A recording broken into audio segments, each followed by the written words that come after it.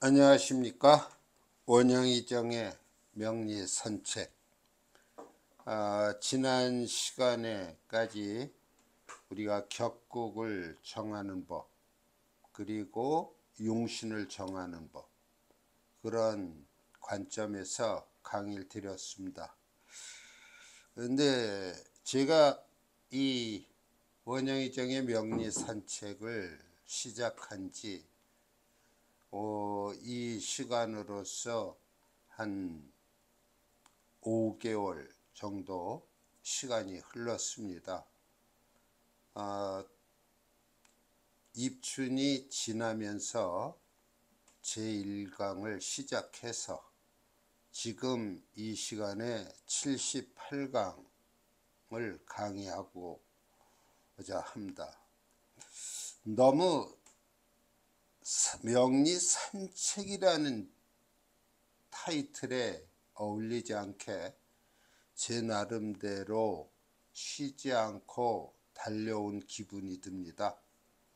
여러분들에게는 어떻게 받아들여졌는지 제가 알 수 없겠습니다만은 제 자신이 매주 이 원영이정의 명리산책을 녹화하면서 느끼는 것이 너무 서두르고 있는 것이 아닌가. 과연 시청자 여러분들이 충분히 이해하고 저의 강의를 들어주시는지 좀 궁금하기도 합니다. 산책이라고 하는 것은 등산하듯이 그렇게 가파른 길을 힘들게 오르는 여정은 아니지요. 공원이라든가 또는 우리 한강변을 여유있게 마음 편하게 거니는 그런 기분이어야 되는데 제가 너무 좀 서두른 기분이 있어서 충분한 내용이 여러분들에게 전달되었는지 잘 모르겠습니다. 오늘 이 시간부터는 좀 더 여유를 가지고 여러분들과 대하고자 합니다. 서둔다고 이 명리의 참된 의미가 액면 그대로 전달되는 것이 아니기 때문에 차분히 하나하나 살펴보도록 하겠습니다. 자, 오늘 이 시간에는 격국과 그 용신의 분류라는 타이틀 밑에 이제 비로소 내격의 그 하나인 정관격에 관한 이야기서부터 시작을 해볼까 합니다.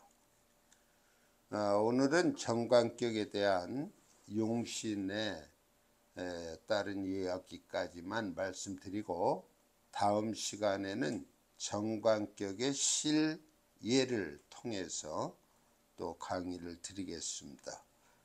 혹시 강의하는 내용이 여러분들에게 어떻게 비치는가에 대해서 댓글을 달아주시는 것 감사하게 대하겠습니다.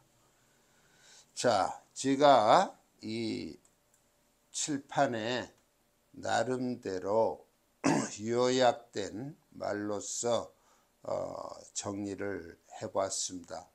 거기에 대한 부연 설명을 드리겠습니다. 자, 제가 정관격에 대해서 오늘 말씀을 드리겠다고 했는데요. 이 내격 10가지는 전부 일간대 생월로서 구성되는 격이라고 보시면 됩니다. 반드시 일간, 그 일간이 격을 의미한다고 했죠. 월지가 국을 의미해서 격국 하면은 일간 대 월지 암장간에 대한 관계로서 맺어지는 격을 우리가 내격이라고 합니다.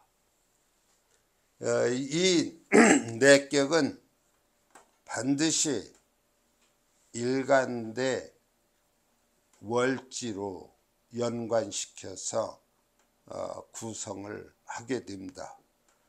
이 정관격 마찬가지겠죠. 그래서 이 정관격이라고 할 때 우리는 그 정관격의 구성 과정을 나름대로 요약해 보면은 여기에 있는 내용처럼 정리할 수 있을 것입니다. 정관격은 일간대 월지 암장간, 그 암장간은 둘이 있을 수 있고 셋이 있을 수 있습니다.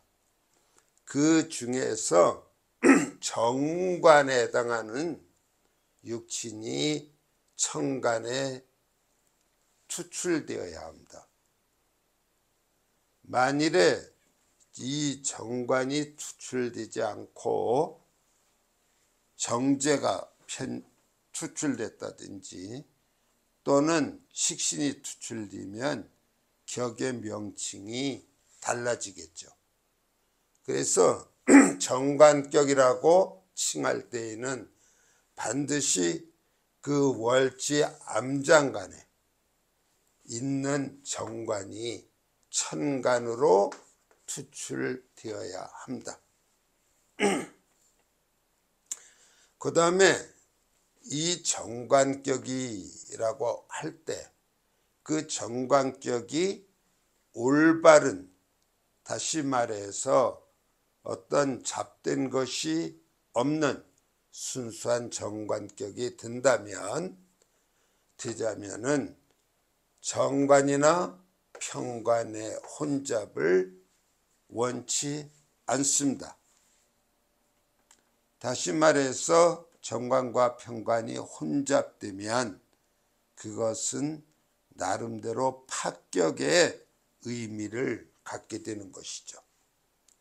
그래서 순수한 정관격은 오로지 정관이 투출했다면 다른 기둥에 평관이나 또 다른 정관이 있어서 혼잡을 이루면 그 격은 순수하지 못합니다. 그래서 정관과 평관의 혼잡을 기피한다, 그렇게 말씀드릴 수 있고요. 그 다음에 월지지에 진술충미 중에 어느 한 자가 놓여 있을 수 있습니다. 그런데 이 진술충미가 월지에 놓여 있다면 나중에 우리가 공부하겠습니다만 이때는 잡기격으로서 잡기, 재관, 인수격 이런 명칭으로서 별도로서 격을 잡기도 합니다. 그러나 월지에 진술충미가 있더라도 이 암장간에서 정관이 투출되었다면 정관격으로 잡아도 무방합니다. 그래서 이 진술충미의 경우 나중에 잡기격을 다루는 과정에서 다시 한번 반복해서 말씀을 드릴 겁니다. 그 다음에 모든 내격이 그러하듯이 12개의 지지 중에서 자나 묘나 유는 투출이 되지 않더라도 그 자체가 어떠한 육친을 나타내느냐에 따라서 격을 정하시면 됩니다. 자, 묘, 유는 기가, 순수한 기가 100%라고 보시면 됩니다. 그 다음에 다른 격이라도 뭐 인수격일 수도 있고 또는 뭐 평관격, 정제격, 편제격 이런 다른 격이라도 정관이 용신이 된다면, 이 정관이 용신이 된다면 그 용신에 의거해서 정관격이라고 불러도 됩니다. 그러니까 결론적으로 말씀드려서 정관격의 이러한 구성 요건 외에 다른 격에 해당됨에도 불구하고 정관이 용신이 된다면 그때는 그 용신의 작용에 따라서 우리는 정관격하고 말씀드릴 수 있겠습니다. 자, 이 정관격을 공부하다 보면 그 정관에 대한 속성을 좀 알아야 될 것입니다. 이 정관격을 공부하다 보면 관인상생 또는 살인상생이라는 수거가 등장을 합니다. 이때 관인상생이라고 한다면 대체로 사주가 신강한 사주입니다. 신강한 사주고 관이, 정관이 있는 것이죠. 그런데 여기에 인수가 놓여 있습니다. 원래 관이라고 하는 것은 일간을 극하게 되어 있어요. 일간을 극하는 것이 정관과 평관입니다. 그때 이 정관이 극을 하는 것을 통관시켜주는 역할을 하는 것이 인수가 되는 것이죠. 살인상생이라는 말도 쓰는데요. 이때 요 살이라고 할 때는 정관이 됐든 평관이 됐든 신약한 사주에 있어서는 살이 됩니다. 관이라고 하는 표현보다는 살이라고 하는 표현일 때 우리는 더 그 관의 작용이 일간에게 미치는 영향 강하다고 볼 수 있습니다.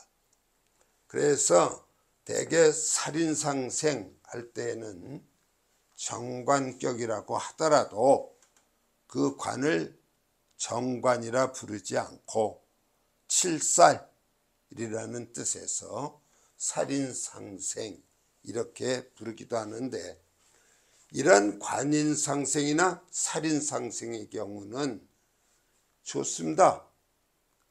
관이 직접 일간을 해하지 않고 인수라고 하는 통관자를 통해서 작용하기 때문에 어떻게 보면은 나를 극하는 자가 원수일 수도 있는데 그 원수가 인수를 통관하는 과정에서 오히려 나를 도와주는 은혜로운 존재로 탈바꿈이 될 수 있습니다. 그래서 설사 사주가 신약하더라도 인수가 통관 역할을 해준다면 그 관은 해롭지 않다, 그렇게 단정을 지을 수 있겠습니다. 그 다음에 이 정관이라고 하는 것은 어떤 의미를 갖느냐, 나, 즉 일간이 되겠죠. 일간, 나의 관리자 역할을 한다.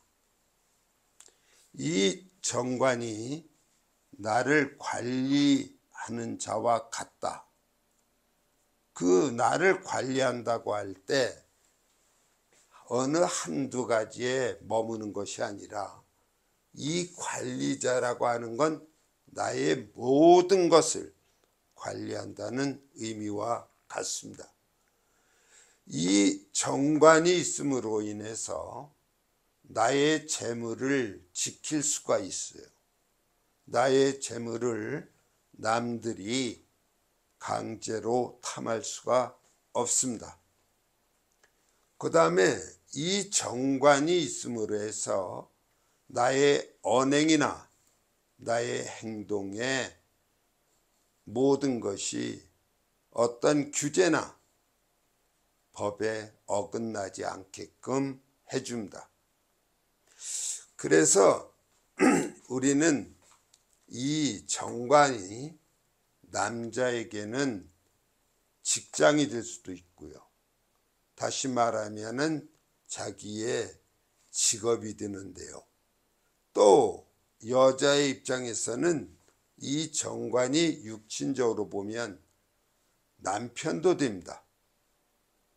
그래서 우스갯소리로 여자의 경우 이 정관이 없으면 어떤 관리자가 없는 것과 같아서 언행에 제재하는 자가 없고 또 생활 자체에 어떤 규제하는 자가 없어서 오늘날의 자유분방한 그러한 여성의 모습이 될 수도 있습니다.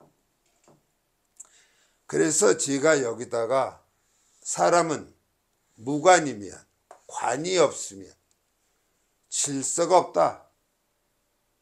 질서라는 말이 나왔는데요. 우리가 세상을 살아가면서 모든 질서를 다시 말해서 법에 따라서 살아가기는 쉽지 않습니다. 그래서 이 사람은 관이 없으면 질서를 철저하게 지킨다. 이러한 것은 어렵지 않나 하는 생각을 합니다.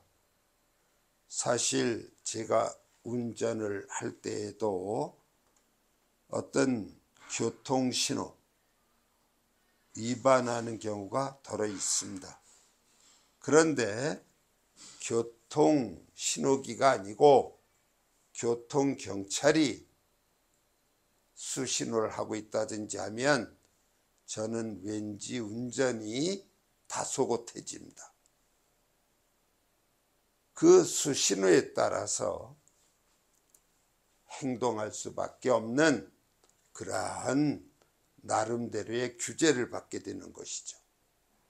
그래서 우리가 지닌, 다시 말해서 나의 바코드와 같은 사주에 있어서 이 관이 없다고 한다면 이 질서라는 문제를 한 번쯤 생각해 봐야겠습니다. 그 다음에 관성이 많고 적음에 따라서 우리의 해석이 달라질 수 있는데요.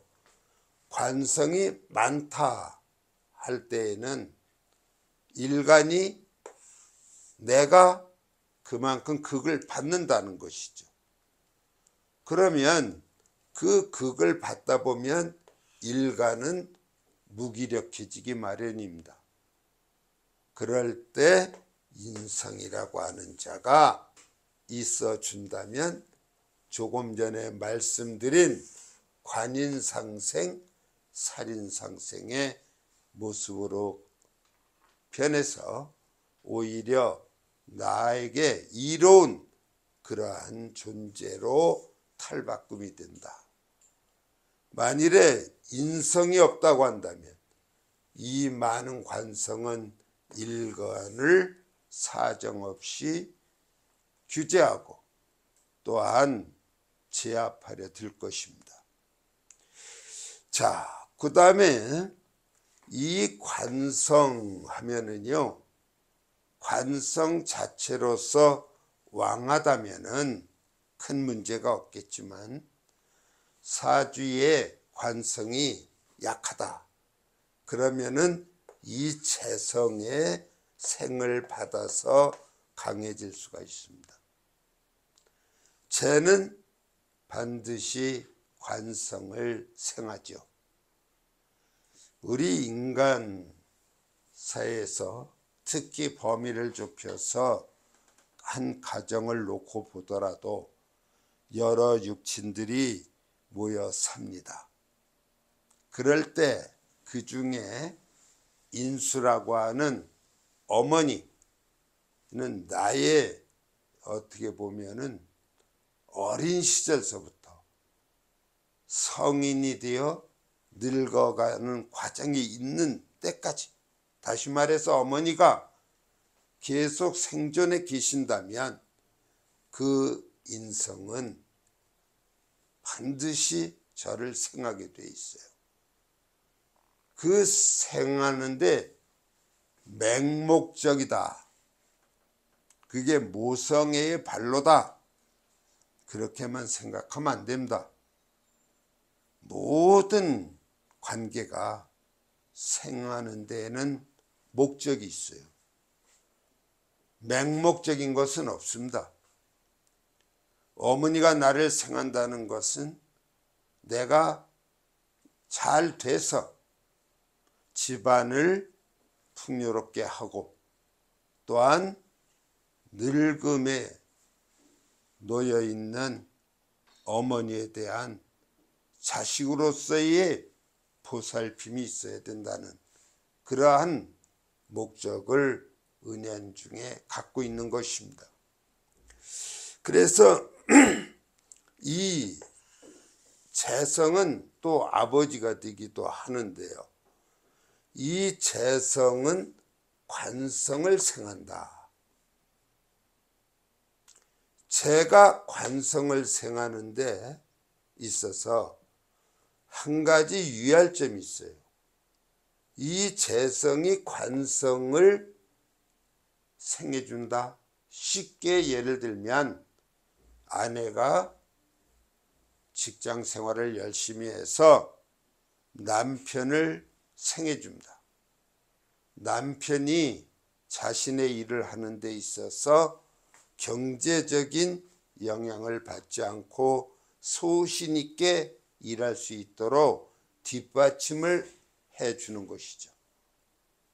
그래서 재성이 관성을 생할 때 관성의 입장에서 보면 재성이 자기의 인수가 되지 않겠습니까? 인수의 도움을 받은 관성은 제 역할을 다할 수 있게 되겠지요. 그런데 관성이 많을 때 재가 생해준다? 그것은 X입니다. X. 관성이 많을 땐 재성이 생하지 않더라도 관성이 이미 강해요. 충분합니다. 그러니까 이 재성은 이때 왕한 관성을 생해준다면 일간이라고 하는 입장에서 보면은 관성도 왕한 관성도 나에게 밉지만은 이 관성을 생해주는 재성, 이것은 더욱더 나의 원수가 되다시피 합니다. 그러면은 어느 때 이 재성이 좋은 역할을 할까요? 관성이 약할 때. 관성이 약해서 제 기능을 다하지 못할 때 재성이 생해준다면 관성은 살아납니다. 자, 이 재성의 역할을 보면 두 가지로 얘기할 수 있는데 조금 전에 말씀드린 대로 관을 생한다. 두 번째는 인수라고 하는 것을 극합니다. 그래서 가정을 우리가 한번 해보겠습니다. 관성이 강해요. 그리고 이제 일간이 있습니다. 그럼 여기에 이 왕한 관성의 극을 피할 수 있게 만들어주는 게 인수 아닙니까? 근데 재성이 있어가지고 인성을 극해버리면 여기에 있는 일간은 그대로 이 왕한 관성의 극을 받아서 몸이 아프거나 하는 일이 중단되거나 하는 부작용들이 나타나겠죠. 그러니까 어떠한 하나의 육신을 우리가 판별함에 있어서도 그 제가 관을 생함이 일간에게 이로운가, 그렇지 않으면은 그 제가 관을 생할 때 일간에게 더 큰 해가 되는가, 그걸 따져서 이 재성의 필요와 불필요를 정해야 할 것입니다. 이러한 상황에서 재성의 인수를 극한다면 일간에게는 이 재성은 원수가 되는 것입니다. 그러나 관성이 많지 않고 약하다고 한다면, 약하다고 할 때에는 재성이 관을 생해주는 것이 나의 관이 제 역할을 할 수 있게끔 해주는 것이죠. 자, 그러면은 이 재성이 일간에게 원수와 같은 역할을 한다. 그때 해결할 수 있는 방법이 뭐냐? 이 재성을 극하는 비경겁을 동원해서 이 재성을 제거해야 합니다. 그래야 나쁜 일을 안 하게 되는 것이죠. 나중에 이 육신에 돌고 도는 과정을 제가 다시 한번 상세하게 설명을 드릴 것입니다. 그 다음에 이 정관격에서 종살격이라는 것이 튀어나오게 되는데요. 이 종살격이라고 하는 것은 내격은 물론 아닙니다. 특수격에 속하는 것인데, 이 정관격 중에 살이 거의 태왕에서 일간의 입장에서 어떠한 방법을 써도 그 관사를 당해낼 수 없는 상황이 될 때가 있습니다. 어줍잖은 인수 하나, 어줍잖은 비겁 하나 있어서 관사를 견뎌낼 것 같지만 그렇지 못합니다. 그럴 때에는 차라리 인수가 없는 것이 낫고 비겁이 없는 것이 낫습니다. 오로지 나와 왕한 관살이 있다면 나는 절처봉생의 이법을 통해서 그 왕한 세력을 지닌 관살을 따라 사는 것입니다. 그 관살로 종하는 것이죠. 그것을 우리는 종살격이라고 합니다. 그것이 절처봉생, 막다른 골목에서 다시 생을 되찾게 되는, 전화위복이 되는 그러한 이치라고 볼 수가 있습니다. 그 다음에 이 종살격에는 인수나 비경겁이 필요 없습니다. 사방을 둘러보아도 내가 의지할 곳이 없는 그러한 상황에 처할 때 이 종살격이 제구시를 하는 것이죠. 그 다음에 이 정관격이 운에서 관운을 만날 때가 있어요. 그러면은 남자한테는 변동이 일어나고 여자한테는 가정에 근심이 생긴다. 이런 것들을 하나의 요점으로서 기억해 둘 수 있겠습니다. 자, 그러면은 정관격의 용신에 대해서 간략하게 말씀드리면, 정관격이라고 해도 신약하냐 신강하냐에 따라서 용신이 달라질 수 있죠.